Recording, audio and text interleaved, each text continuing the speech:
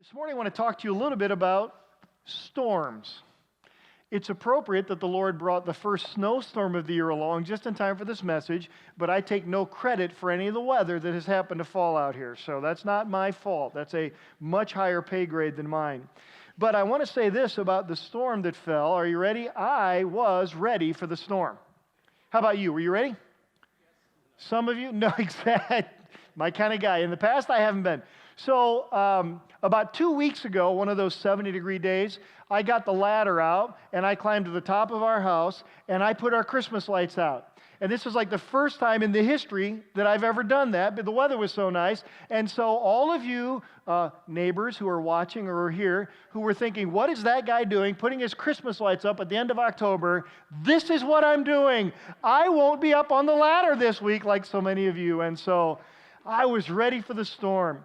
Here's something we need to recognize in life. Storms are going to happen. And let me give you a definition of a storm. In fact, you can turn to Acts chapter 27. We continue our study in the book of Acts. Only one more message after today on the book of Acts. We'll wrap that up. And Acts chapter 27 is about a storm.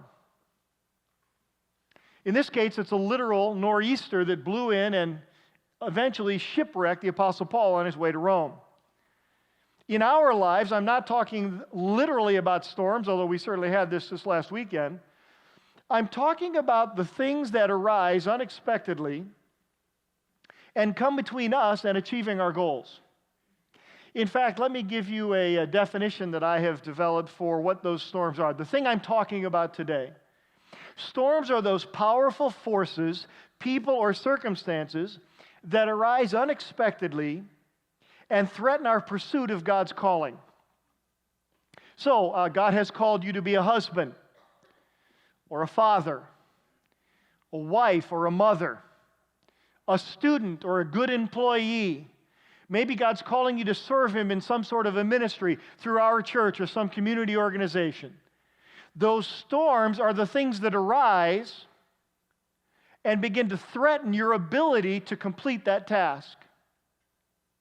There are storms that arise and threaten to keep you from doing that thing that you want to do, that you're convinced God has called you to do. And so, relationally, we go into marriage all excited and fired up and realize pretty soon there are going to be some storms. And that can threaten the health of a relationship. We have our children, we love them, and we're thrilled about them, and have wonderful plans and hopes and dreams for their future, and realize, maybe about 2 or 3 years old, we're reminded again at about 15, 16, 17 years old, that there are some storms on the way. And we start a new job. We're fired up about that. We like the rate of pay. We love the people. This is the greatest company ever. That's why they were smart enough to hire us. And before long, it's like, wow, what happened to all those people at the company? Why is my boss unreasonable? Why are they making foolish decisions? If I were running the company, why, it's a storm. Maybe financially, maybe health-wise. I want to be healthy. Here's what I want to do. Here are my financial goals. And storms blow in, and they threaten the accomplishment of our goals. Storms are those threats that we face. Here's what today's message is about. Here's Acts 27 and the beginning of 28 in a nutshell. Storms are great gifts when handled correctly. Storms are great gifts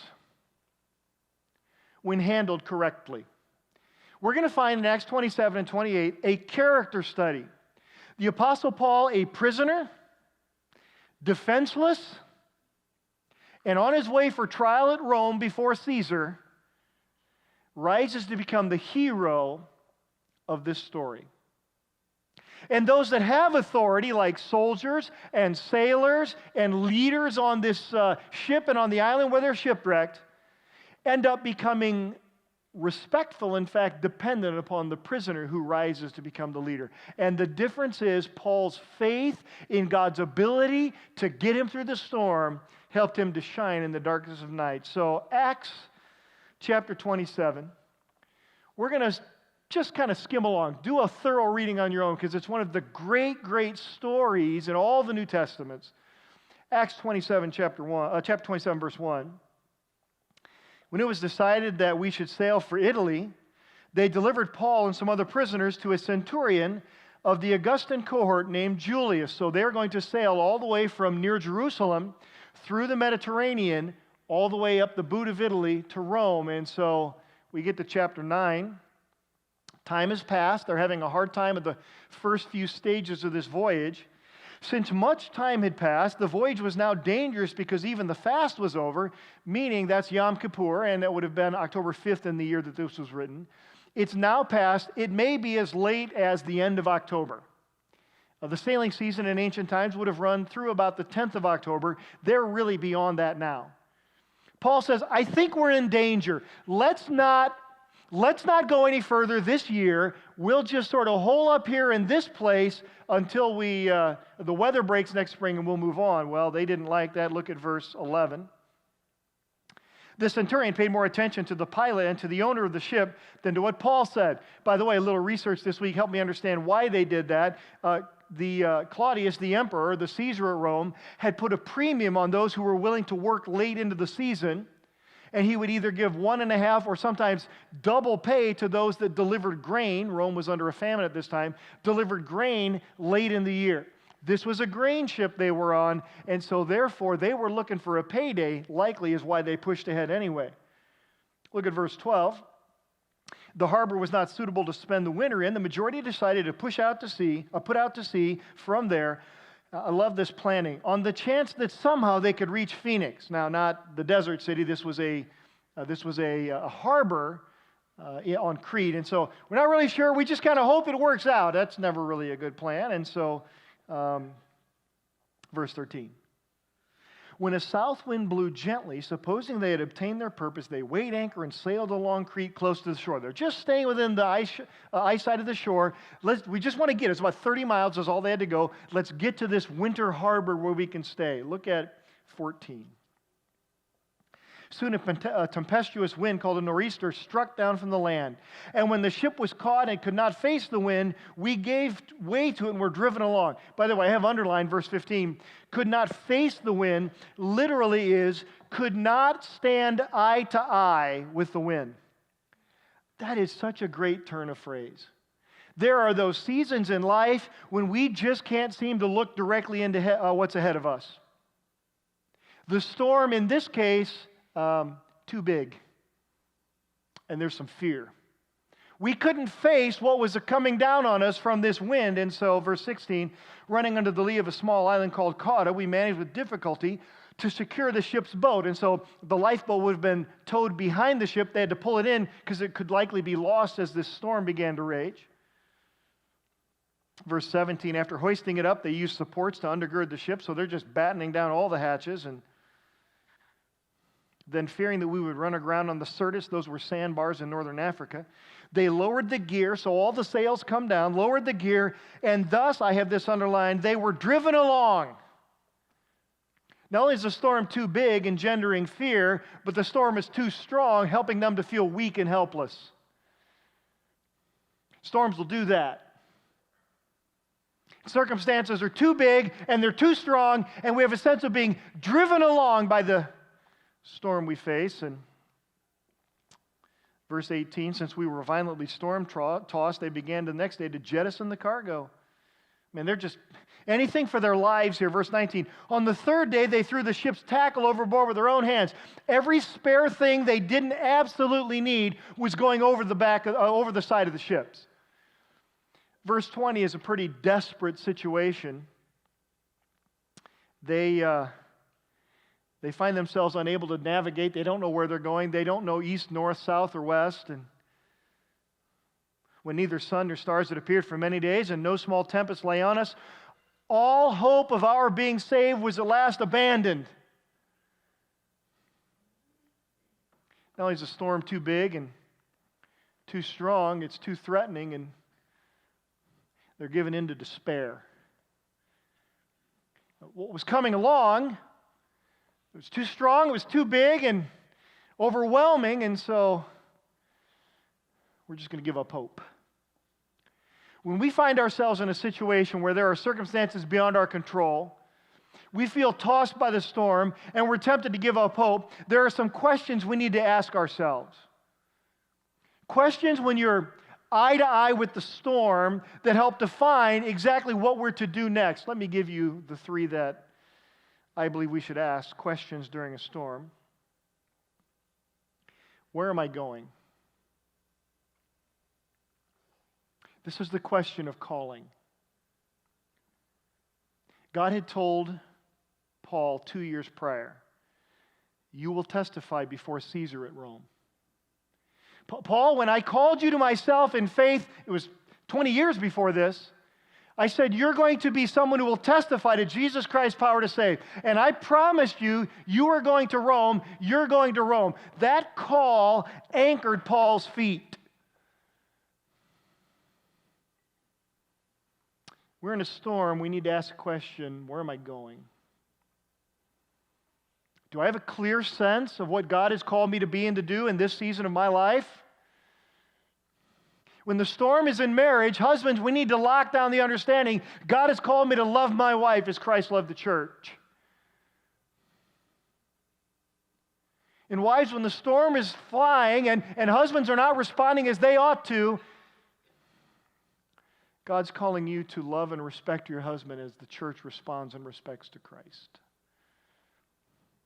Parents, those storms rage, and we're going to lay out boundaries. We're going to put loving, firm guidelines. We're going to instruct and encourage our kids, and still there'll be storms. We need to recognize where I'm going is raising a child that ultimately has the maturity to be self-disciplined on their own. And my job gets hard. Tough things. What am I doing? Where am I going? Recognize God's called us to those jobs to do our best to make a difference for Him. And so I need to ask the question, where am I going? What's my calling? Second question, why am I here? This is not the issue of calling. This is the issue of clarity. Why right now am I on a storm-tossed ship in the middle of the Mediterranean, not sure where I'm headed? Let me give you an answer to that in some people's cases. Because of my own choices. And let me give you the follow-up to that, and that's just fine. The honest truth is when we are clear in our calling, hey, this is what God's called me to do, we're going to invite some storms. We're going to be swimming upstream. We're going to go against the current. We're going to have to eye with the wind in times. And when I have the clarity of saying, I know why I'm here. I'm facing the headwinds now because I am pursuing the calling God has placed on my life. And you know what? We can stand out to a lot when we have that clarity. Third question we need to be able to ask in times of storm is, what am I learning?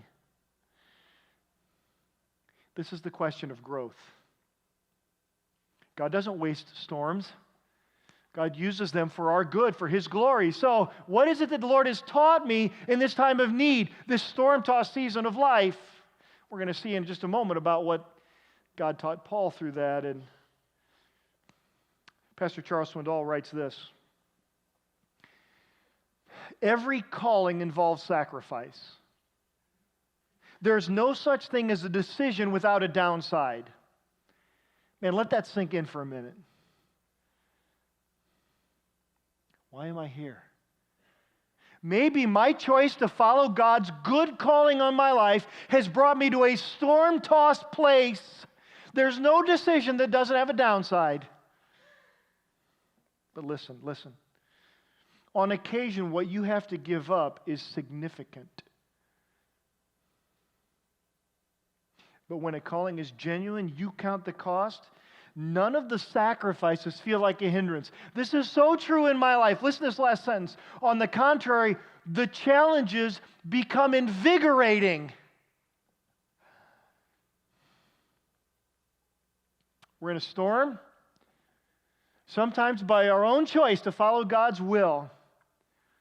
Rather than give way and despair and fear, we say, you know what? Bring it on. This is what God called me to be and to do. I will go through it for His glory and my good. And look at what happens in chapter 27. A little further, verse 20 is a hinge. The focus shifts from what happens on the ship into what happens in the hearts of the people that are the main players in this narrative. Paul is going to tower as a leader in the storm. And those that had authority over him are going to be shown to be pretty weak. And let's talk about how people treat us in storms, shall we? This is what this focus is next. Look at verse 21. Paul, love his heart. Love the way he's just so clear on his calling, he can have a good understanding of what to do next. Since they had been without food for a long time, Paul stood up among them and said, by the way, every parent should love this next sentence. Men, you should have listened to me and not set sail. I told you so. Now, wives, take it easy on us. But leaders don't stop with diagnosing the problem. Okay? They go to providing leadership through the storm. Look at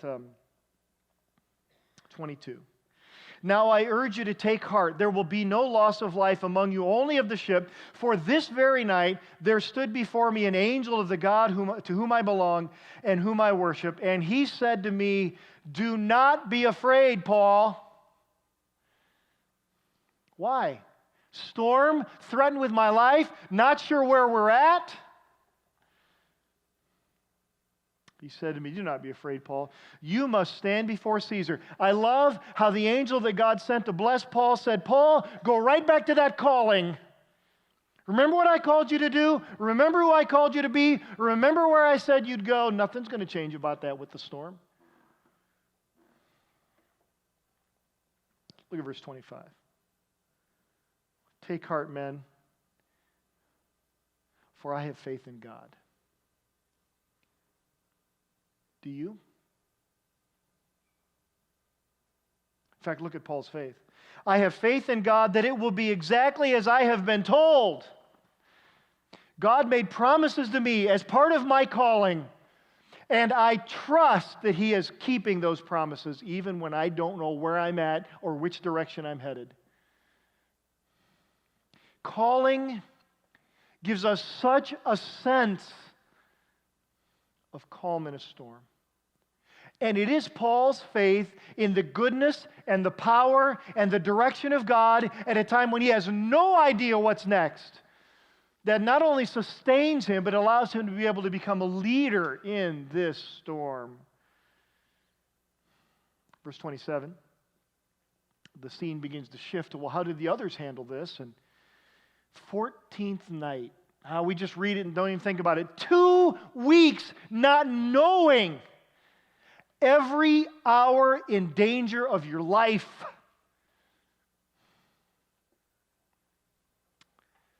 "14 days had gone by, and they were being driven across the Adriatic Sea, and about midnight the sailors suspected they were nearing land. So they take soundings, they measure this, and they find that they're first 120 feet, and then they're 90 feet, so they're rapidly approaching some sort of an island. They are fearful of a shipwreck, and love verse 29, fearing we might run aground on the rocks, they let down 4 anchors from the stern, that's the back, and they prayed for daylight." You been there?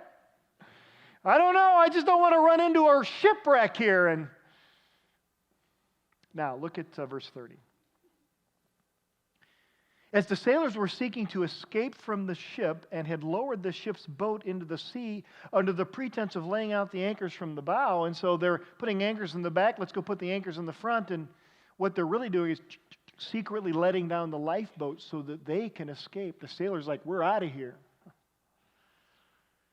Paul, 31, Paul said to the centurion and the soldiers, hey, unless these men stay in the ship, you cannot be saved. All the experienced sailors gone? We have no hope. And verse 32, soldiers, they took pretty strong action. The soldiers cut away the ropes of the ship's boat and let it go.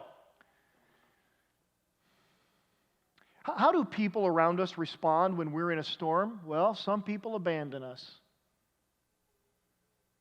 That's the sailors. Hey, we're really not too concerned about how you survive the storm. We're just thinking of me, of us. And people we thought we could trust, we thought they'd be near us, and when storms blow, they're gone. Paul, again, rather than abandoning in a time of need, shines as someone who meets a need. Look at verse 33. The day was about to dawn. Paul urged them to take some food. Hey, it's been 2 weeks, he says. You haven't eaten. And I can imagine seasickness and whatever. These guys were probably very weak, constantly under stress. And look at verse 34.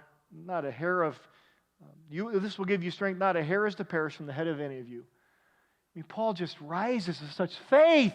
God has said we'll survive. I believe we'll survive. And verse 35, when he had said these things, he took bread.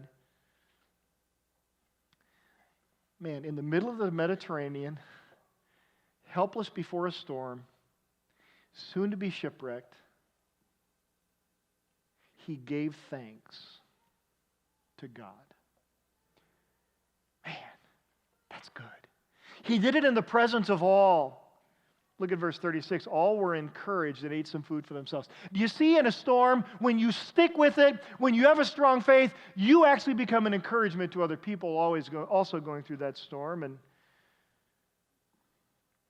276 persons in all were on the ship, and when they had eaten enough, they lightened the ship by throwing out the wheat into the sea. And now it really gets tough. The morning is broken. They recognize that there's an island over there. And so, verse 39, when it was day, they did not recognize the land. They noticed a bay with the beach on which they planned, if possible, to run the ship aground. And so, hey, we're going to go that way. Let's get as close as we can. And verse 40, they cast off the anchors and left them in the sea. And they loosened the ropes that tied the rudders. So they're getting the rudders ready to steer. And they hoisted the foresail to the wind. And they made for the beach. This is the best we can do. Let's go, go, go. And like most plans in a storm, it didn't work out that way. And verse 41, striking a reef, they ran the vessel aground. The bow stuck and remained immovable, and the stern was being broken up by the surf. Now they're in a world of hurt. They haven't reached the shore yet. The back of the boat is now breached and open, beginning to sink. The bow is stuck, and what are you going to do? Well, here's the second thing some people do when we face storm. Look at verse 42. The soldiers' plan was to kill the prisoners. How's that sound for a plan? Bad if you're a prisoner. The soldiers had that plan because if the prisoners escaped from their custody, they would face whatever discipline that or whatever punishment the prisoners had. And recognize not only will some people abandon you in the time of storm, some people will take advantage of you. Some people will abuse you. Sometimes people in authority over us take advantage of us. Maybe you're here today and your storm has to do with somebody you trusted, somebody you thought you could count on, and they are taking advantage of you. That's hard. That's a storm that leaves us with very little option. And so look at what Paul does. Verse 43. Paul had befriended the centurion, and the centurion, wishing to save Paul, kept them, that is the soldiers, from carrying out their plan. He ordered those who could swim to jump overboard first and make for the land, and the rest on planks or pieces of the ship.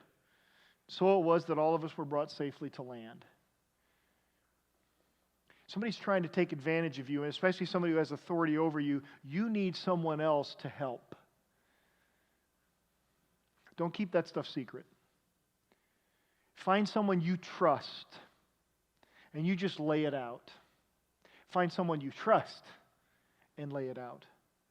And in doing that, you may find that God would use the encouragement, the advice of that person to save you from more abuse or being taken advantage of.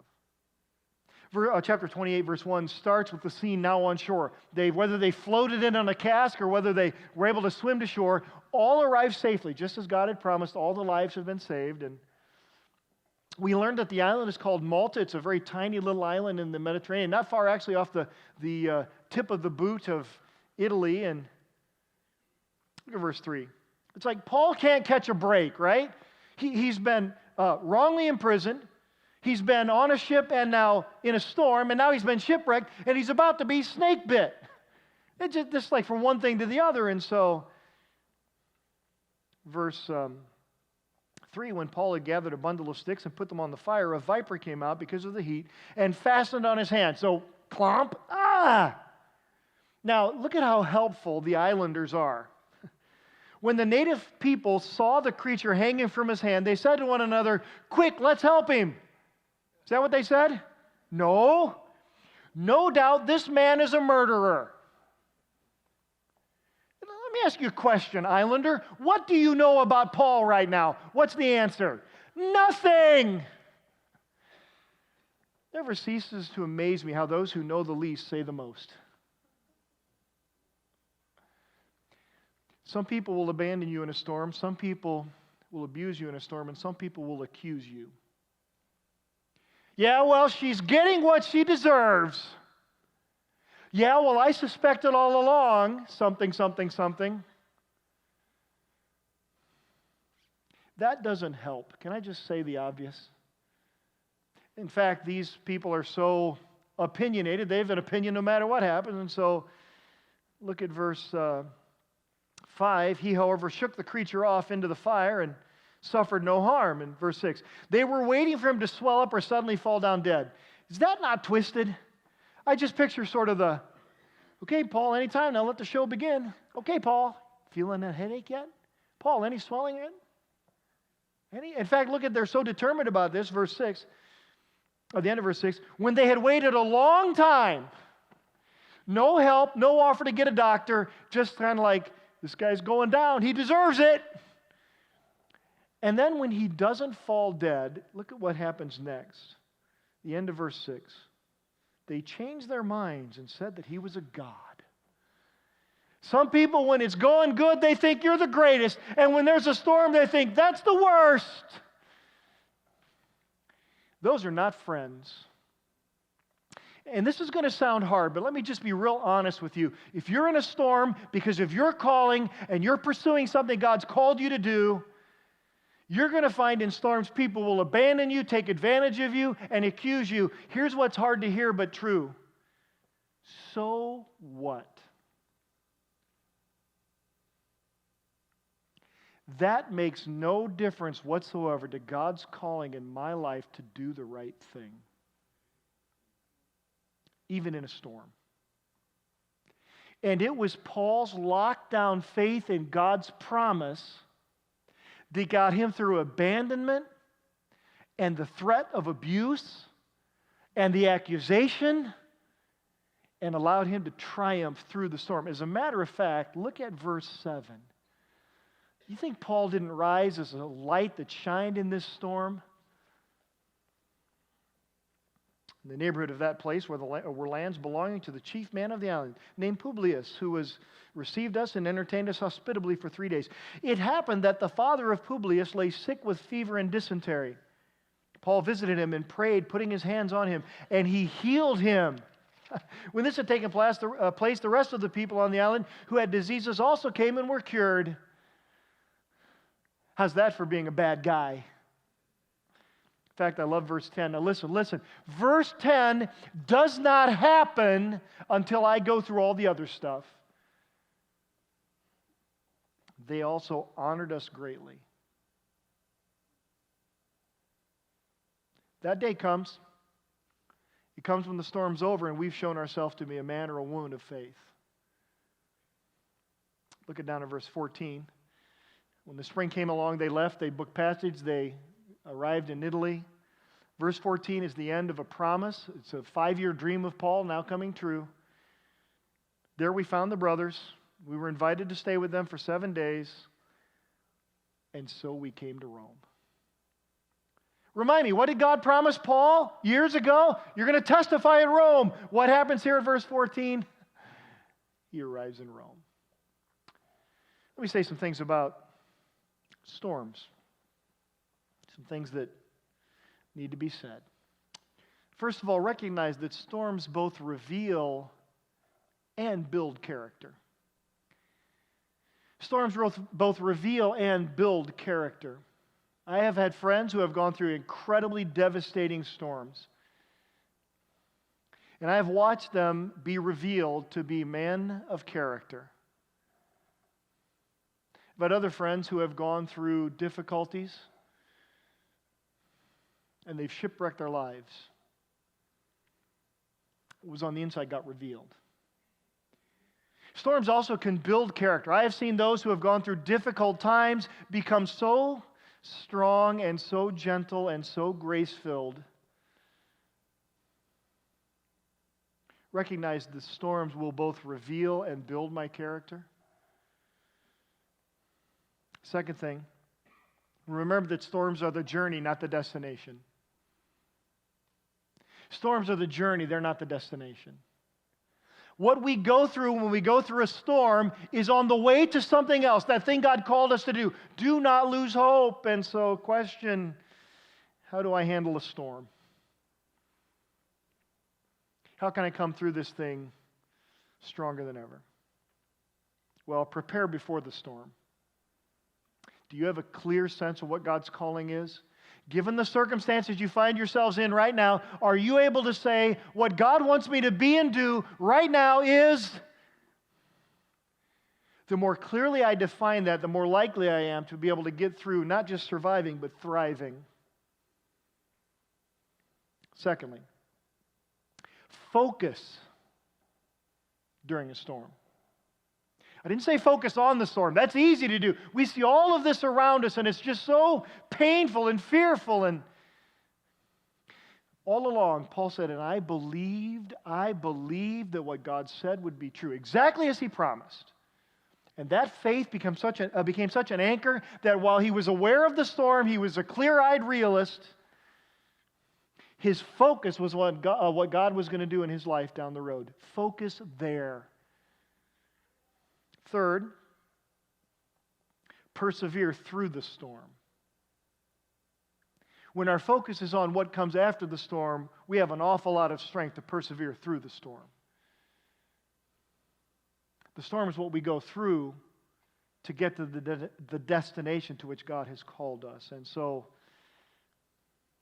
you maybe have never heard of her. You'll probably know her by the end of this story. But Margaret Brown, very wealthy woman.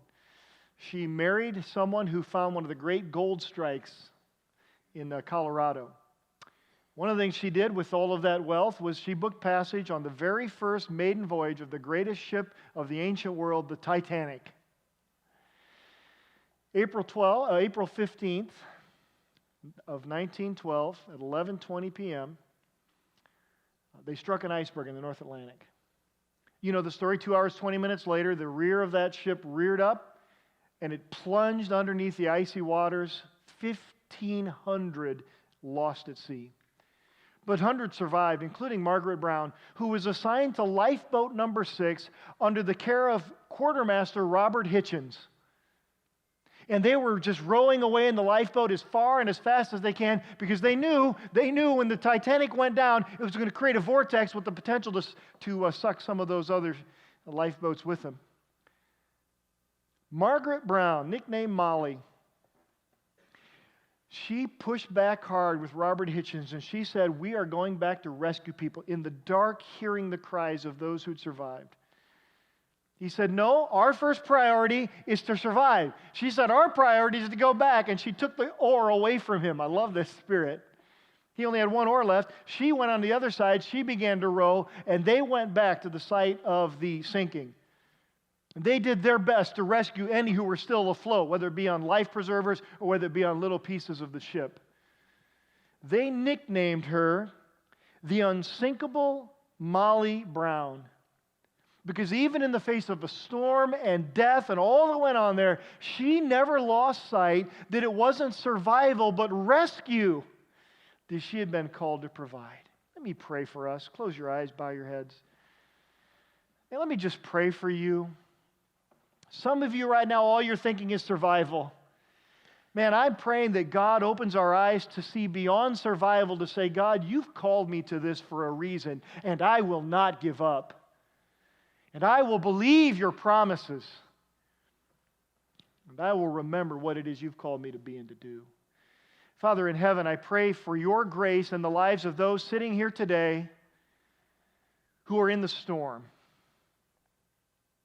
Father, some of us may face storms because of choices we've made to honor you. God, give us the courage and the grace to go eye to eye with the storm. Lord, some of us know people going through storms. God forbid that we would ever abandon or take advantage of them. Help us to weigh our words very carefully, Lord, as we speak about them and to them. And God, I pray that you would do your work of building and restoring our character, strengthening us to fulfill your calling on our life through the storms. Most of all, I pray that the good news of Jesus Christ would be clear on display in our lives. And Lord, any that don't know him would turn to Christ as Savior. We ask this in his name. Amen.